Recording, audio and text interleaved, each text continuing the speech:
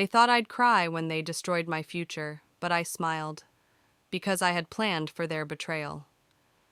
My name is Rachel Whitman, and at 11:46 p.m. last night, I watched my little brother shred my passport into 100 pieces while my parents laughed. He held the shredded photo page between his fingers like a trophy. "You in Los Angeles roaches don't deserve runways." He grinned. The confetti of my identity drifted across the living room carpet like snowfall. My flight was at 7:00 a.m. sharp. A once-in-a-lifetime opportunity, senior creative strategist at one of the most respected media agencies on the West Coast, 5 years of portfolio building rejections, late-night edits, sleepless internships, and now reduced to shreds. And the person who destroyed it wasn't a stranger. It was my 19-year-old brother Caleb, who had never held a job, never paid a bill, and still got praised for his potential, while I was treated like a burden. I stood there in silence, passport pieces at my feet, the printer still humming from the last thing I tried to prepare. I'd saved for months to expedite that passport renewal. It had just come in. "I knew you'd try to sneak out," Caleb said, "so I made sure you wouldn't embarrass us. You seriously think LA wants another basic girl from Kansas?" My mom strolled in with her wine glass, smirking. "You're not leaving this house to go fail in front of strangers. If you have dreams, keep them in your room. Like you should have done with that ridiculous screenplay you sent to that contest. Remember how that turned out?" Yes, I remembered. They found my draft and tossed it in the fireplace before I could even upload it. That was 2 years ago. I'd cried into my blanket like a child. "You're not ready for the real world," Dad chimed in from the kitchen doorway. "You can't even handle chores. Who's gonna do the dishes once you're gone?" No one even asked what the job meant to me, what it took to get there. They didn't ask about the studio that found me on LinkedIn. They didn't know I'd passed 3 interviews, crushed 2 pitch sessions, and been personally recommended by a creative director I met in a virtual networking group, all while living in the back room of a house that never felt like mine. Caleb stepped closer, holding up the last sliver of my visa confirmation email now torn in half. "You should thank me. You were going to crash and burn out there. I saved you from that humiliation." But here's the thing, humiliation wasn't being rejected. It wasn't failing an audition or getting told no again and again. I was used to those. No humiliation was your own family kneeling on your dreams, like they were trash and smiling while they did it. I looked at Caleb, then at my parents, and for a moment the rage in my chest cooled. Not because it faded, but because something stronger took its place. Resolve. "You're right," I said, voice steady. "Roaches don't deserve runways." They snorted, mocked me again. There she goes with her drama. I let that sit in the air, then smiled the kind of smile they hadn't seen from me in years. "I don't need a runway," I said. "I deserve the whole damn sky." Their laughter stopped. And to anyone watching right now, maybe you've been there too, laughed at, dismissed, underestimated by the very people who should have been your safety net. If you've ever stood in a room where your dreams were torn apart by people who were supposed to protect them, pause, take a breath. I see you.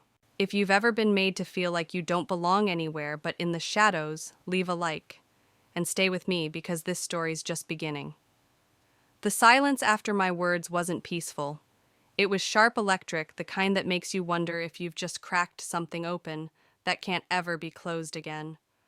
My mom narrowed her eyes, swaying her wine glass like it was some sort of gavel. "You don't speak to us like that, Rachel. We're your family. Family." That word used to mean something to me. Used to taste like Sunday pancakes and Christmas lights. Now it just tasted like dust. Like the closet I slept in. Like the letters of rejection they never let me open because they said disappointment would break me. But I wasn't broken. Not anymore. Caleb scoffed and flopped onto the couch like this was just another round of performance art. "You're not going anywhere. You can't, genius. That was your only passport. You're grounded, literally." He grinned. He thought he'd won. But Caleb didn't know everything.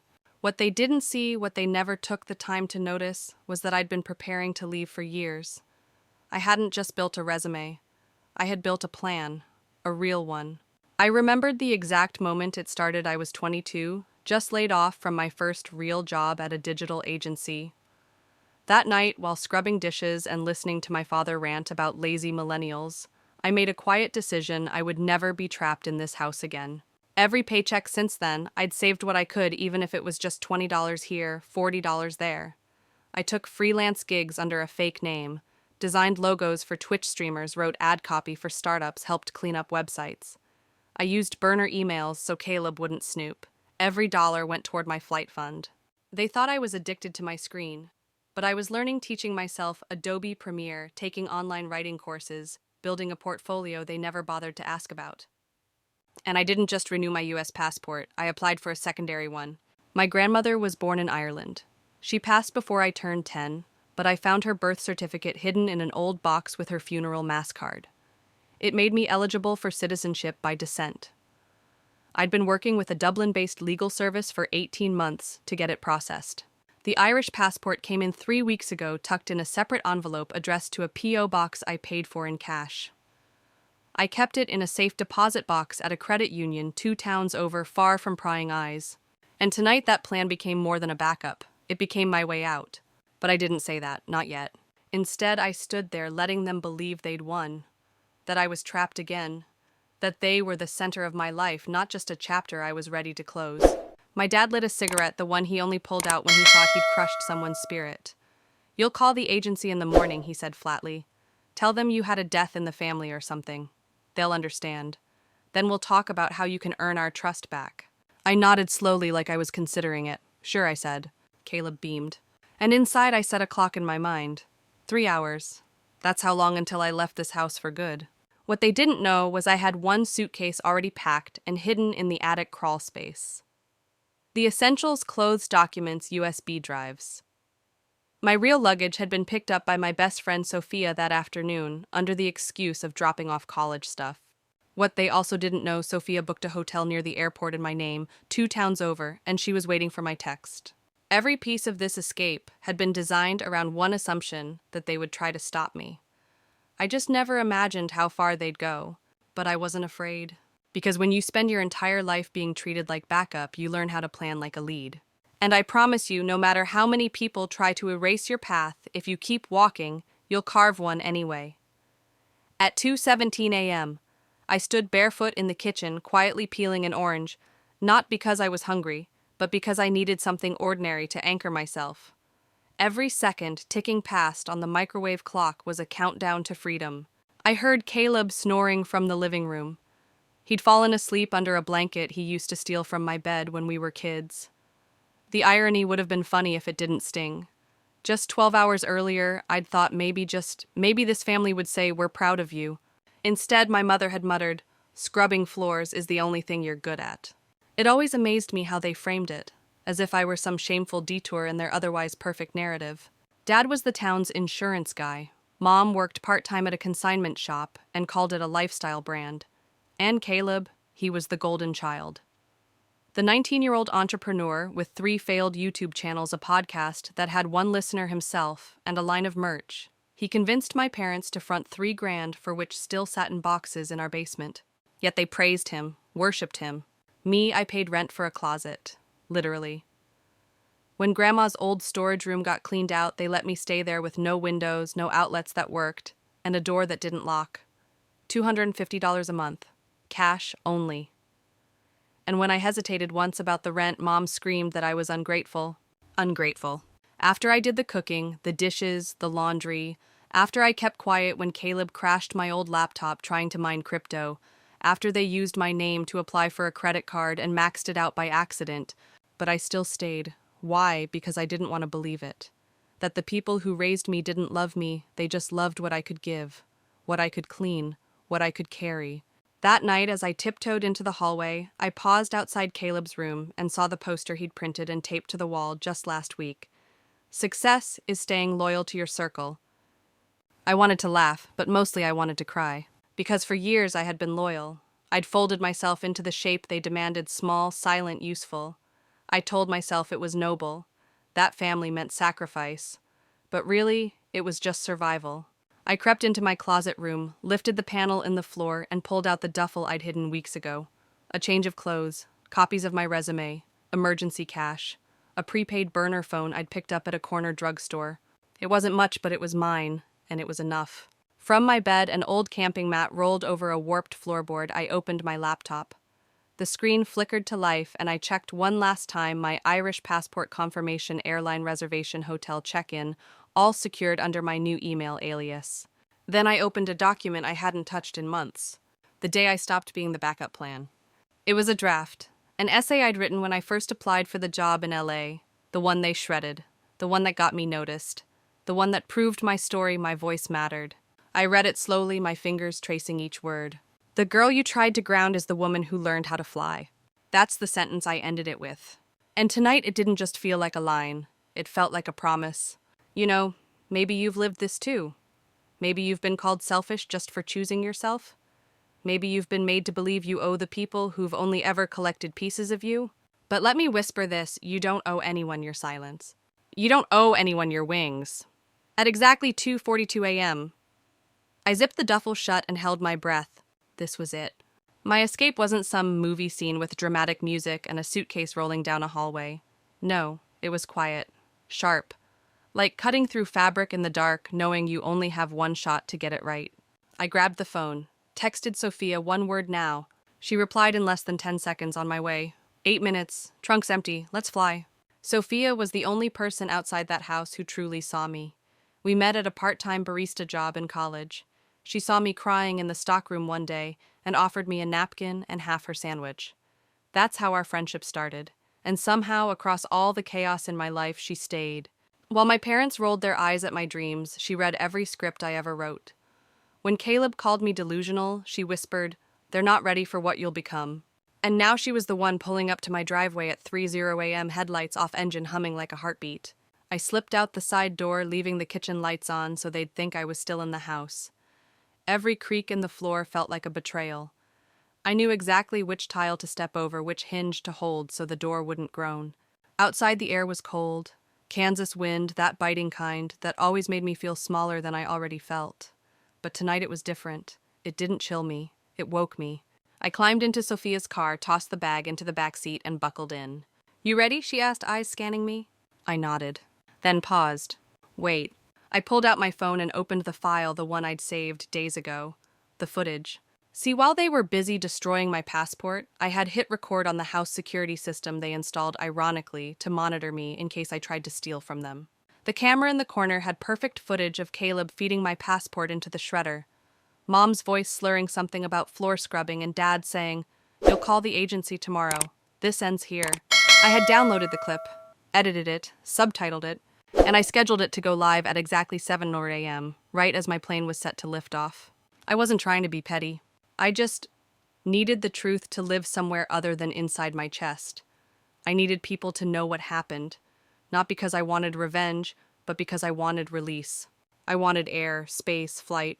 I tapped the final confirmation scheduled. Then I turned to Sophia and smiled. "Let's go." The ride to the airport hotel was silent, not awkward, but sacred. Every streetlight passing overhead was another step farther from that house, from the closet room, from being the forgotten girl who kept her dreams folded like laundry no one would ever wear. We reached the hotel just before 4:00 a.m. Sophia hugged me at the door. "Text me when you land." "I will," I whispered. "Thank you for believing me before I believed myself." She smiled. "They don't know what they lost, but they're about to find out." As I checked in the front desk, clerk handed me my room key and said, "You traveling for work or pleasure?" I looked at him, paused, and said softly, "Freedom." And for the first time in years, I slept, really slept in a room I didn't have to apologize for existing in. Because this time I wasn't running from anything. I was running toward something. At 5:47 a.m., I stood at Gate 17B in the Wichita airport, staring out at the horizon. It was still dark, but the edge of the sky had begun to fade from charcoal to deep violet. The kind of quiet just before the world exhales. The kind of moment you wait years for, even if you never thought it would come. My boarding pass glowed on the screen of my phone, Flight 2789 Wichita to LAX. 1 hour. That's all that remained between the girl I'd been and the woman I was about to become. I sipped the airport coffee, bitter and too hot, and didn't even care. It tasted like independence. People say airports are sad places. Goodbyes, long waits, lost luggage. But for me, this terminal was a cathedral, a holy space. I didn't feel grief. I felt grace. Because for the first time in my life, I was flying without having to ask for permission. I opened my email, reread the job offer just to remind myself it was real. Rachel Whitman. We are thrilled to welcome you to the team as Senior Creative Strategist at Everlight Media. The email was full of kind words, promise, and possibility. It felt like a love letter from a future I had once been told I would never deserve. And then my phone buzzed. Blocked caller ID. I didn't need to answer. I knew who it was. But something in me, some final thread, needed to hear their voices one last time. I slid to accept. You think this is over? Dad's voice barked through the receiver. You humiliated us. That video, you posted it. You better take it down before. Before what? I thought. Before you have to face what you did. People are calling, he continued. Your mother is crying. Caleb says you ruined his life. We gave you everything, and this is how you repay us. My heart didn't race, my palms didn't sweat. Because when someone tries to guilt you with a debt you never owed, it loses its power. You gave me nothing I didn't earn, I said quietly. And you took more than I'll ever be able to count. You're part of this family, he growled. You'll always be. No, I said, I'm not. And for the first time in my life, I meant it. You'll regret this, he warned. But I smiled, only if I ever come back. I hung up. And that's when I saw the notification. Your video has gone live. Within minutes, it was gaining traction. Shares, comments, hashtags. The title alone did the work. Family shreds daughter's passport to stop her dream job. But she had a backup. People weren't just watching, they were witnessing. And if you're still here, still listening, maybe this is where it hits you. That moment when you realize you've spent years asking for scraps of respect from people who only ever gave you crumbs.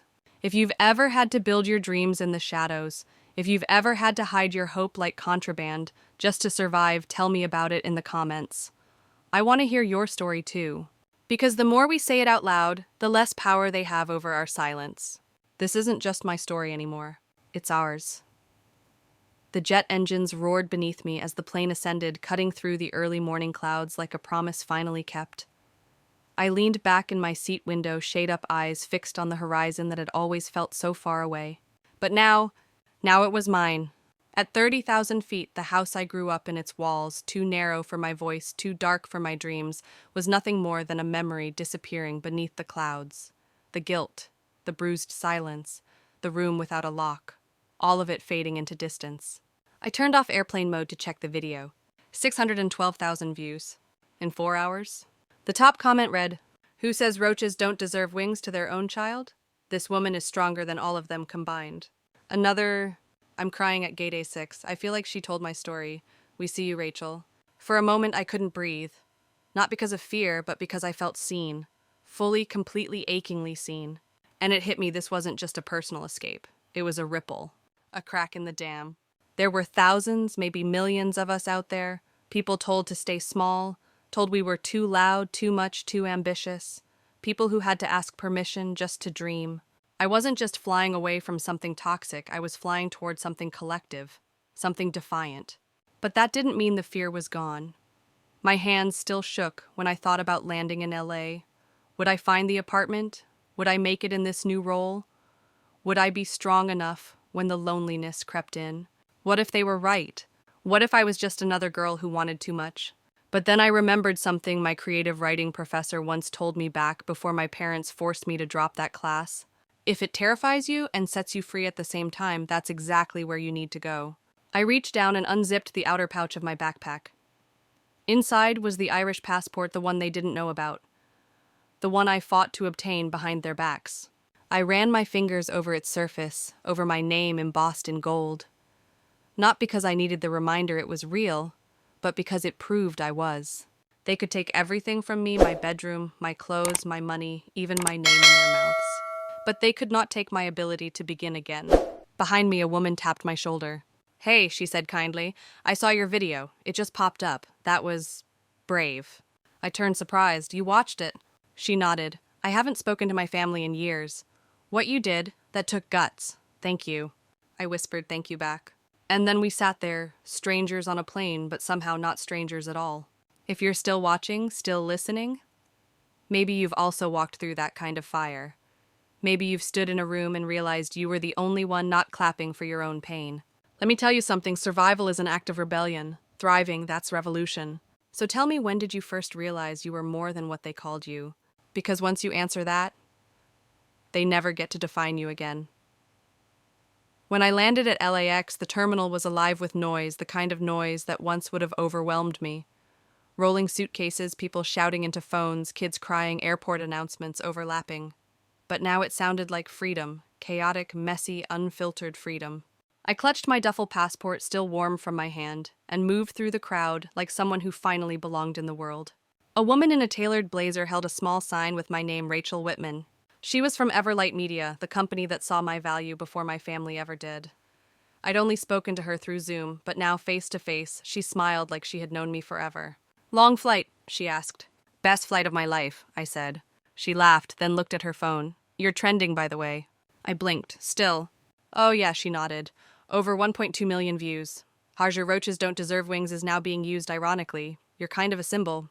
I didn't know whether to be proud or to cry. Maybe both. Because the world knew what they did.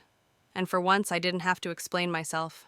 As we drove through downtown LA, past the endless stretches of billboards and sunlit boulevards, I kept glancing out the window like a kid who'd never seen color before. It was vibrant, loud, beautiful. But nothing was more beautiful than this. I was no longer being punished for wanting more. My apartment wasn't huge, a small one-bedroom in a building with too many stairs and creaky floors, but it was mine.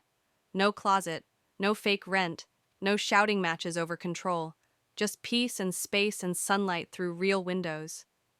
I set up my laptop and opened my email. There were dozens of messages from strangers, survivors, fighters, dreamers. "I saw myself in your story. You made me feel brave again. I left home last year. Watching your journey reminded me why." And buried between them, just above the spam folder, was one from Caleb. Subject: "You need to stop. Message: This is getting out of hand. Mom can't sleep. Dad's getting calls from clients. You made your point. Take it down." No apology. No ownership. Just control again. But I didn't reply. Instead, I closed the tab and opened a fresh document. Title: The Price of Silence. Because for too long I paid in quiet. I paid in sacrifice. I paid in self-erasure. Now I was writing the invoice in return. By week's end, my video had reached 3 million views. I was contacted by a podcast about family estrangement. A women's network asked me to speak. Someone tagged me in a TikTok that had been viewed 200,000 times, quoting my final words before the flight, "I don't need a runway." I deserve the sky. And maybe you're here still watching, still wondering if your own story matters. Let me say this. If someone has ever tried to clip your wings and you found a way to fly anyway, tell your story below. It might just be the parachute someone else needs right now. And if this is the moment you feel seen, don't scroll past it. Leave a like, leave a comment, or just leave the silence behind. 1 week into my new job, I was already writing taglines for a national campaign, brainstorming concepts with people who didn't roll their eyes when I spoke, and eating lunch with coworkers who didn't treat me like I was only valuable if I stayed small. Every morning, I walked into an office with floor-to-ceiling windows and floorboards that didn't creak under guilt. Every afternoon, I passed a framed poster in the hallway that read, "Dare to Disrupt." I smiled every time, because for the first time in my life, my disruption was welcomed. But even amid the high rises and fast pace, there were moments the ghosts crept in. I'd stir creamer into my coffee and think about the nights I stayed awake back home, afraid to speak out. I'd glance at a hoodie in my closet and remember how Caleb once sold one just like it with my drawing on it, without asking, without credit, without apology. The past doesn't disappear when you escape it. It just learns to whisper instead of scream. One night I went home late, the kind of late that means you're doing work that finally fulfills you. I opened my laptop to unwind and noticed a new notification on my video. A reply from someone with the name C. Taylor. I knew it instantly. Caleb. The message read, "You didn't have to ruin all our lives just to prove a point." That was the difference between us. He thought I was proving a point. I wasn't. I was saving myself. Still, I didn't delete the comment. I didn't block him. I wanted the world to see the pattern, the refusal to acknowledge the obsession with perception over truth. The comment section erupted. "Caleb, you ruined her life by shredding her passport. She saved her own. Imagine being mad at someone for surviving what you put them through." Every word validation I never got at home. But the message that stopped me cold came not from Caleb, but from a woman named Mia. "Thank you for this. I was 19 when my sister locked me out of the house because I got a college acceptance she didn't. I thought I was the crazy one. You reminded me I wasn't. And that's when I realized I hadn't just built an escape route. I'd built a lighthouse. Something others could see from the shore and know they weren't alone. At the office the next day, my manager pulled me aside after a pitch session. She closed the door, lowered her voice, and said, "Rachel, that video, we all watched it." I stiffened, bracing for the worst. But she smiled. "It made us want to hire you even more." I blinked. "Wait, really?" She nodded. "You showed who you are, not just a strategist, a storyteller, someone who doesn't back down. We need more of that." I walked back to my desk, stunned. I had spent my entire life believing that my story was shame, a stain I had to scrub clean. But here it was, my superpower. And if you're listening now, still holding on to your own story, still wondering if your truth is too messy, too loud, too inconvenient, let me tell you, your story is not a weakness. It's a weapon, a map, a lifeline. The moment you stop hiding it is the moment it begins to set you free. 3 weeks after the video went viral, I received a package at the front desk of my building in LA. No return address, no sender information, just my name scribbled in a handwriting I hadn't seen since high school mom's. I brought it upstairs, closed the door behind me, and stared at it for a while. Part of me wanted to throw it out unopened. Another part, the one still trying to believe in impossible apologies, peeled the tape. Inside was a photo album. The same one I had made when I was 16. Old Polaroids of me and Caleb at school recitals, handwritten captions, goofy captions like "Future CEO and her intern." I'd poured my whole heart into that book, and they had once tossed it into the attic like it didn't matter. Now it sat in my lap, along with a note. "Rachel, your father and I watched your interviews. We didn't know it hurt you that much. Maybe we went too far. Maybe you should have told us sooner. Mom." There was no sorry, no ownership, just blame hidden in niceties. It was still my fault somehow. They hadn't changed. They just hated the consequences. And yet, I closed the book gently, because I realized something. I didn't need their apology to validate my experience. I didn't need their guilt to prove my pain was real. I didn't even need their recognition anymore. I had outgrown the need to be understood by people committed to misunderstanding me. That night I had dinner with Sophia and her girlfriend. We sat on the balcony of a tiny Thai place in Koreatown, watching the city breathe below us. "You okay?" Sophia asked after I told her about the package. I thought for a second, then nodded. "I think so," I said. "It's weird, though. I always thought I needed closure, but now I think what I really needed was distance." She raised her glass, to distance. I raised mine, and to choosing your own family. Because that's what I was learning here. Family isn't who you're born to. It's who claps when you win. It's who holds you when you fall. It's who says, "I see you," and means it. And maybe that's enough. Back home, I imagined the quiet in that house. The silence after the video, the whispers, the blame game, the credit card debt, the collapsing narrative. Meanwhile, I was writing my own. I'd started journaling again, but not to vent, to build. One entry read, "Today, I laughed out loud during a meeting and no one told me to quiet down." Another, "I bought a lamp. I didn't have to ask anyone's permission. Small things, but they were mine." If you've made it this far, still listening, still holding your own pain in your hands, maybe you've been waiting for someone to tell you this. You don't have to go back just because they call it home. Home is where your joy isn't a threat, where your light isn't asked to dim. And if you're still searching for that place, keep going. You're not lost, you're on your way. It was a quiet Sunday morning when I received the email from a small podcast network titled, "We'd love to share your story." I almost deleted it, assuming it was spam. But something made me open it. They had seen the video, listened to the audio, read the comment section, and now they wanted me to come on air not just as the girl whose family shredded her passport, but as someone who survived and rebuilt her life piece by piece. I read their message twice, then again. Then I stared at it for a long time. Not because I was unsure, but because something in me cracked open. People wanted to hear me speak. Not because I was defending myself, not because I was explaining, just because my truth mattered. Later that week, I sat in a cozy downtown studio with a mic in front of me and lights that didn't make me feel small. The host, Maya, asked me softly, "What gave you the courage to leave?" And for the first time, I didn't have to rehearse my answer. I said the moment I realized staying was more painful than starting over with nothing. She nodded. "And what do you think you gained by leaving?" I paused, then answered with a smile, everything I was told I'd never have. The episode went live. Within 48 hours, it topped the charts on family estrangement, personal empowerment, and resilience. People messaged me with stories I couldn't believe they trusted me with siblings, kicked out for being different daughters, erased from family trees, Sons made scapegoats for everything that went wrong. And I realized this story was no longer mine alone. But not everyone was proud.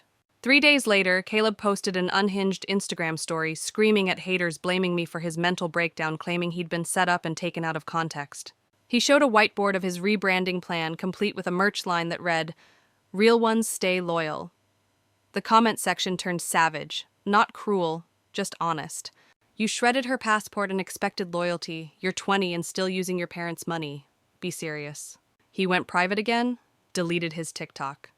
But not before someone reposted his entire rant on Twitter under the caption, "This is what happens when the golden child sees the scapegoat fly." Meanwhile, the podcast opened new doors. Another company asked me to write a column. A brand invited me to speak at a women's conference. People offered partnerships, book deals, interviews. But nothing compared to the message I received on the 10th day. It was from the CEO of Everlight Media. "Rachel, we'd like to fast-track your leadership pathway. Your work, your poise under pressure, your voice, it all points to something bigger. Let's talk next week about regional strategy roles." I stared at that email, unable to breathe. They saw leadership in me. Leadership.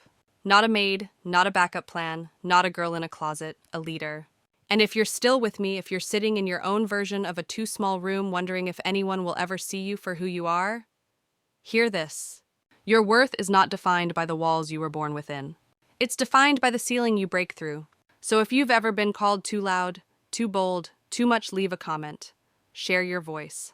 Let it echo through these digital halls like it should have in your childhood home. Because someone else is listening, waiting for permission to speak. Be that permission, and if my voice found you today, don't forget you can find your way back to yourself. But first, you've got to take that step forward. One like, one comment, one story at a time. A month had passed. By then, the video had surpassed 10 million views. Not because it was polished, not because it was sensational, but because it was true. And truth, no matter how quietly spoken, always echoes louder than lies. I had stopped checking the numbers. I didn't need them anymore. What mattered now were the lives it touched. The stories pouring into my inbox like waves crashing against a dam finally broken. I left a toxic home after watching your story. I cried the whole time. But I walked out. Your voice gave me mine. Thank you for being brave first.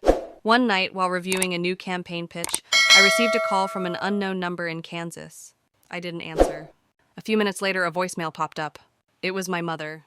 She sounded hoarse, tired. "Rachel, please, just talk to us. This has gone too far. Your father's clients are gone. Caleb hasn't left his room in days. I'm asking you as a mother. Just come home. We can fix this. Fix this." As if I were the broken piece. As if years of emotional neglect, manipulation, and cruelty could be swept away with a single phone call, now that their reputation was crumbling. I stared at the wall, letting the message play twice. Then I deleted it. Not out of hatred, not out of revenge, but because healing sometimes looks like no reply. They hadn't reached out when I was sleeping on the closet floor. When I cried quietly behind a locked bathroom door. When I begged them to believe I could be more than a live-in maid. They reached out when their world got smaller, and mine got bigger. Later that week, I was invited to speak at a college panel in San Francisco. The theme, Reclaiming Your Narrative. As I stood behind the podium, I looked out at hundreds of faces, young, anxious, hopeful, and I told them what no one told me. You are not hard to love. You are not too ambitious. You are not wrong for wanting more. You were just planted in soil that feared your bloom. After the panel, a girl came up to me in tears. My mom calls me selfish every time I talk about leaving home. How did you know when it was time to go? I took her hand and said gently, when staying started costing me more than leaving ever would. She hugged me like we were old friends. And in some ways, we were two strangers, bound by the quiet war of trying to survive the people who should have protected us. When I returned to LA, I found a letter waiting at my apartment. No stamp, no envelope, just slipped under the door. Caleb's handwriting. I was jealous, that's all. I didn't think you'd actually make it without us. But you did, and now I'm the one stuck here. I don't know how to fix this, but I guess you don't need me to. I'm sorry. I mean it. For the first time in years, I cried. Not for the apology, but for the girl I used to be, the one who would have done anything just to hear those words. But now I didn't need them. And if you've ever waited on someone else's apology to feel whole again, let me tell you, you don't have to. You are not broken. You are becoming. So if this story found its way to you and it made something inside you, stir, breathe, crack, please don't leave without a trace. Leave a like, share your story, and if you're ready, subscribe and stay, because sometimes the hardest stories lead us to the strongest selves. 2 months after arriving in Los Angeles, I was no longer surviving, I was thriving. My mornings started with black coffee and sunrises over the Pacific, not insults muttered under breath in a windowless kitchen. I walked to work down streets lined with jacaranda trees, purple petals carpeting the sidewalks like quiet applause. I had a key to my own front door, and for the first time in my life, no one was waiting behind it to tell me I was a disappointment. Freedom wasn't loud. It was silent, safe, soft. And it was everything they told me I didn't deserve. I'd just wrapped a brand pitch meeting when my boss stopped me outside the elevator. She handed me an envelope thick embossed with the company's logo. "Open it," she said, smiling. Inside was a formal offer, a permanent role, full-time, full benefits with a generous bonus. But more than that, it came with a title change: Creative Lead National Strategy. I stared at the paper like it might disappear. "You earned this," she said. "Not because of what you survived, but because of how you refused to stay quiet." My hands trembled. I remembered standing in my closet back home whispering copy lines to myself just to drown out the yelling. Back then I was told I was wasting time. Now I was being paid to imagine. I wanted to tell someone, to share the news, but there was no one from that old life I trusted anymore. So I sat at a corner cafe with my journal and wrote a letter not to them, but to the version of me who once believed escape was impossible. Dear Rachel, you made it. Not because you were fearless, but because you kept walking even when the fear screamed louder than your heartbeat. That night, I posted a quiet update online. No hashtags, no links. Just a photo of my office window with the caption, "Somewhere a girl is still sleeping on the floor of a house that resents her. I hope she knows she'll rise." The comments filled with people tagging their friends. "This reminded me of you. I'm still in that house, but I'm packing." That's the thing they never taught me at home. Success isn't just about what you build. It's about who gets to see themselves in what you build. Because every time I speak, someone listens not to be entertained, but to feel less alone. And while I'd chosen not to speak to Caleb or my parents again, news still trickled in. The family business was hemorrhaging clients. Their reputation for values had crumbled. No one trusted consultants who publicly ridiculed their own daughter's success. Rumor had it Caleb had tried starting a healing podcast, but it backfired when clips of him shredding my passport resurfaced. You see, when your life is built on lies, even your rebranding becomes hollow. Meanwhile, I was invited to contribute to a national campaign focused on empowering young creators from underrepresented backgrounds. The irony: I had once been that girl editing videos for Caleb, hiding in silence. Now I was mentoring others to speak, to rise, to own their narrative before anyone else tried to write it for them. And if you're hearing this still unsure if it's too late for you, it's not. If you're still under someone's thumb, still hiding your dreams in notebooks or notes apps or whispered thoughts before sleep, I see you. You don't need anyone's permission to begin. And if you've been waiting for a sign, this is it. I was on my balcony one quiet Thursday evening, the sun sliding behind the skyline like a curtain slowly falling on the day when I received the message. It was from Caleb. "Can we talk? I don't know how to fix what I did, but I miss having a sister." The words were simple, even clumsy, but I stared at them longer than I expected. Because part of me remembered the Caleb who used to build Lego towers with me under the dining table, the one who cried when our goldfish died, the one who long ago looked at me like I was someone worth admiring. But that Caleb had vanished, replaced by someone who laughed while feeding my future into a shredder. I didn't reply. Not because I hated him, but because I'd finally stopped needing to be understood by people who weren't capable of seeing me. A few days later, he tried again. The video ruined my chances at everything. I'm being dragged online. I lost followers, sponsors, even my girlfriend. People treat me like I'm a monster. Please, take it down. There it was again, not remorse, just regret. Regret that the world finally saw who he was without my silence to protect him. I didn't delete the message. I saved it. And then I blocked the number. Because healing isn't always about rebuilding broken bridges. Sometimes it's about making peace with the river in between. Later that night, I was invited to join a panel for a digital summit on voices that shift culture. I nearly declined. Imposter syndrome still whispered in the corners of my mind. But then I remembered I was no longer the girl in the closet. I was the woman standing in the spotlight of her own making. At the panel, a journalist asked me if you could go back and say one thing to your younger self right before they shredded your passport. What would it be? I thought for a moment, then answered, "You're not too much. You were just born in a place too small to hold you." That quote made the rounds, got shared, stitched, reposted. And the strangest thing happened. People started calling me a role model. Me, the girl they once called ungrateful, lazy, dramatic. And maybe you've been called those things too. Maybe you've been gaslit into thinking your dreams are too big, your needs too loud, your worth too conditional. But let me tell you, your desire to be free is not a flaw. It's evidence that your spirit remembers what it was born for. You were never the problem, the cage was. And just when I thought my story had reached its ending, something else happened. I got a letter from a teenage girl in Ohio. She wrote, "I played your video on my phone, put it under my pillow, and listened to it all night. It felt like you were telling my story. It helped me pack my bag. I'm leaving next week. I just needed to hear that someone else made it." I held the letter to my chest, closed my eyes, and cried. Because I remembered that girl. I was that girl. And now I was her proof. So if you're still watching, still wondering if your voice matters in this noisy world, it does. Because your story might be the flashlight for someone else's dark room. Don't underestimate the power of survival spoken aloud. Don't underestimate you. 3 months into my new life, something unexpected happened. A letter arrived. This time it wasn't from Caleb, not from Mom, not from anyone I knew. It was from a law firm in Topeka. The envelope was thick, crisp, official. Inside was a notice my parents were suing me. The claim: defamation, loss of business revenue, and emotional distress caused by my viral video. I read the words in stunned silence. Not fear, disbelief. After everything they had done, the manipulation, the control, the passport destruction broadcast to millions, they were now accusing me of ruining their lives. It would have been laughable if it weren't so absurd. They wanted me to take the video down, issue a public apology, and pay restitution. They said I had caused irreparable damage to their reputation and personal brand. And for a moment, just a sliver of a second, the old me stirred. The girl who once begged for approval.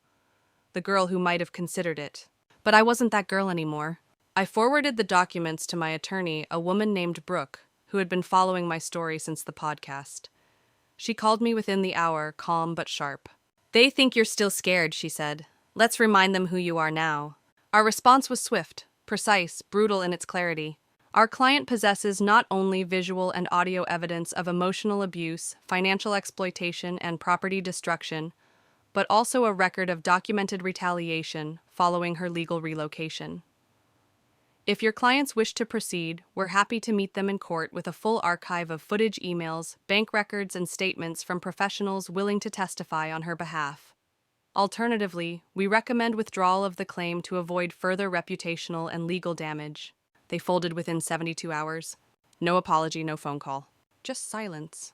But this time I welcomed the silence, because silence can mean something different when it's finally yours. Later that week, I stood on stage in front of 300 people at a creative leadership conference in downtown LA. The same city I once believed I'd never see. I told them about fear. I told them about closets, shredded passports, and escape routes disguised as file folders in bank vaults. I told them about how sometimes the people who break you will come back not with apologies but with lawsuits. And I told them what my lawyer told me. Power is the ability to stand in the truth and not flinch. Afterward, a woman in her 50s came up to me with tears in her eyes. "My daughter hasn't spoken to me in 4 years," she said. "And after hearing your story, I finally understand why." I placed a hand over hers and said softly, "It's not too late to become someone worth returning to. But she deserves the choice." That night, I walked through my apartment, barefoot lights, low city humming outside my window. I stood in front of the mirror, not checking makeup, not adjusting posture, just looking. At me, at who I'd become. Not a villain, not a victim, not the girl with the shredded passport, just a woman who had stopped running from herself. And if you've ever had to choose between peace and keeping the peace, know this. Protecting your truth will always come at a cost. But staying silent, that costs everything. So choose wisely. Choose you. A year to the day since I boarded that early morning flight out of Kansas, I stood on the balcony of a hotel in Bangkok, my 4th international assignment in just 12 months. The city below pulsed with light, life, and motion, and somewhere in the thick of the crowd I no longer felt invisible. I was scheduled to speak at a global branding summit the next morning. Keynote speaker. My name printed in bold on banners, event apps, and welcome packets. Not bad for a girl who once slept on a rolled-up yoga mat in a closet. I ran my fingers across the zipper of my carry-on. Inside were 2 passports, American and Irish, side by side, like proof that you can live 2 lives. One you escape, and one you build. They were both valid, both stamped. 23 countries and counting, each one a silent monument to a border they told me I'd never cross. And then came the email, from my father. Rachel, your mother and I are trying to refinance the house. The video is still affecting our credit and no one will work with us. I know we made mistakes, but we're family. We deserve a chance to fix this. No apology, no acknowledgement of what they'd done. Just the same old plea wrapped in guilt. We deserve funny. They never asked what I deserved. The inheritance they used up funding Caleb's startup's gone. The retirement fund they cashed out to save his boutique that never opened spent. All that was left in their world was debt and reputation loss. And now they wanted my silence as payment for their regret. I didn't reply. I opened my journal instead, the same one I'd carried from that first flight to every city since. I wrote, they shredded my passport thinking they were clipping my wings, but all they really did was show me how to fly without them. I closed the book, and in that moment I realized something. I didn't just survive them, I outgrew them. They stayed behind, stuck in the same house with the same broken stories and the same empty promises. And me, I became everything they feared: independent, audible, free. And if you're still here, still listening, still wondering if cutting ties means cutting off love, let me say this with every ounce of truth I own. Sometimes the most loving thing you can do is walk away. Because the people who truly love you will never ask you to shrink to fit their comfort. And the ones who do, they never deserved your wings in the first place. So if you've ever been made to feel small, silent, or stuck, don't just like this video. Make a declaration. Tell me in the comments where you're going next, what border you're crossing, what freedom you're claiming. And if this story found you at a moment where you needed courage, hit that subscribe button. Not for me, for the version of you that's ready to soar. Because roaches don't deserve wings. Good thing I was never a roach. I was always an eagle. I just needed to leave the cage, to remember. It's been 2 years now. 2 years since I walked out of that house and never looked back. 2 years since they called me selfish, dramatic, ungrateful, and I stopped letting those words define me. 2 years since they shredded my passport and laughed while my dreams turned to ribbons. But I've learned something they never understood. You can burn my bridges, but I will still build roads. Today, I write this from a hotel room in London, the 5th country I've worked in this year. My story was published last month in a major magazine. I've been invited to speak at universities, women's leadership forums, and global conferences. I've stood in rooms where people listened not because I shouted, but because I spoke. And back home, Caleb still lives with my parents. Their house is in foreclosure. The family business is gone. The last I heard, they blame cancel culture. But the truth, they weren't canceled. They were exposed. And while they stayed small in the wreckage of their choices, I kept growing. Quietly, boldly, relentlessly. So if you've ever been the quiet one, the overlooked one, the one they never expected to rise, this is your sign. Rise anyway. Because no one, not even your own family, has the right to clip your wings. You were never meant to stay grounded. You were meant to take flight. And if this story spoke to something deep in you, if it stirred something long asleep, then don't let it fade. Like, comment, subscribe. Not for me. For you. For the version of you still waiting to remember. You were born to fly.